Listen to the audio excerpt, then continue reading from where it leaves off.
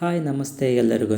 ತುಂಬ ವರ್ಷಗಳಾದ ಮೇಲೆ ನಮ್ಮ ಆಫೀಸ್ ಸ್ಟಾಫ್ ಎಲ್ಲ ಹೊರಗಡೆ ಹೋಗೋಣ ಅಂತ ಪ್ಲ್ಯಾನ್ ಮಾಡ್ಕೊಂಡ್ವಿ. ದೂರ ಎಲ್ಲ ಹೋಗೋದು ಬೇಡ ಅಂತ ನಮ್ಮ ಮಲೆನಾಡು ಸಕಲೇಶಪುರಕ್ಕೆ ಸಂಡೇ ಹೋಗೋಣ ಅಂತ ಪ್ಲ್ಯಾನ್ ಫಿಕ್ಸ್ ಆಯಿತು. ಎಲ್ಲರೂ ಸಹ ಒಂದೇ ಕಾರಲ್ಲಿ ಒಬ್ರೊಬ್ರಾಗಿ ಹತ್ತಿಸ್ಕೊಂಡು ಸಕಲೇಶಪುರ ಕಡೆಗೆ ಜರ್ನಿನ ಶುರು ಮಾಡಿದ್ವಿ. ಇಂಥ ಟೈಮಲ್ಲಿ ಸಕಲೇಶಪುರಕ್ಕೆ ಬರೋಕ್ಕೆ ತುಂಬಾ ಖುಷಿ ಆಗುತ್ತೆ, ತುಂಬಾ ಚೆನ್ನಾಗಿರುತ್ತೆ. ಫೈನಲಿ ಅಂತೂ ನಾವು ಸಕಲೇಶಪುರಕ್ಕೆ ಬಂದು ತಲುಪಿದ್ವಿ. ಸಕಲೇಶಪುರಕ್ಕೆ ಬಂದಿರೋರಿಗೆ ಗೊತ್ತಿರುತ್ತೆ ಇಲ್ಲಿನ ವೆದರು ಯಾವ ಥರ ಇರುತ್ತೆ ಅಂತ. ನೋಡ್ತಾ ಇರ್ಬೋದು, ಸುತ್ತ ಗ್ರೀನರಿ, ತಣ್ಣನೆ ಗಾಳಿ ಬೀಸ್ತಾ ಇರುತ್ತೆ, ತುಂತುರು ಮಳೆ ಬರ್ತಾ ಇರುತ್ತೆ, ನೋಡೋದಕ್ಕೆ ಸಖತ್ತಾಗಿರುತ್ತೆ. ಸಕಲೇಶಪುರ ಯಾವ ಥರ ಕಾಣಿಸ್ತಾ ಇದೆ, ಯಾವ ಥರ ಇದೆ. ಸ್ವಲ್ಪ ಮಳೆ ನಿಂತಿದೆ ಇವಾಗ, ಅದಕ್ಕೆ ವಿಡಿಯೋ ಮಾಡ್ತಾಯಿದ್ದೀನಿ. ಎಷ್ಟು ಚೆನ್ನಾಗಿದೆ ಅಲ್ಲ, ಫುಲ್ಲು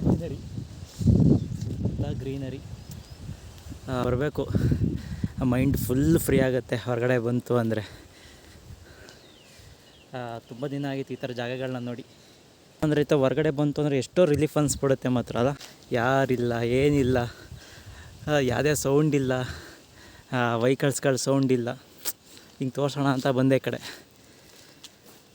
ನೋಡಿ, ಇದೆಲ್ಲ ಕಾಫಿ ಬೀಜಗಳು. ಎಷ್ಟು ಎಕರೆ ಇದೆಯೋ ಏನಿದೆಯೋ ಗೊತ್ತಿಲ್ಲ. ಫುಲ್ ಎಲ್ಲಿ ನೋಡಿದ್ರು ಬರೀ ಗ್ರೀನರಿ, ಕಾಫಿ ಬೀಜ. ನೋಡಿ ಈ ಥರ ಮರಗಳು, ಅಡಿಕೆ ಸಸಿಗಳು ನೋಡಿ ಎಷ್ಟು ಚೆನ್ನಾಗಿ ಬಂದಿದ್ದಾವೆ. ನೋಡೋಕ್ಕೆ ಒಂಥರ ಖುಷಿಯಾಗುತ್ತೆ ಮಾತ್ರ ಈ ಜಾಗನ ಈ ಥರ ಬಂದು.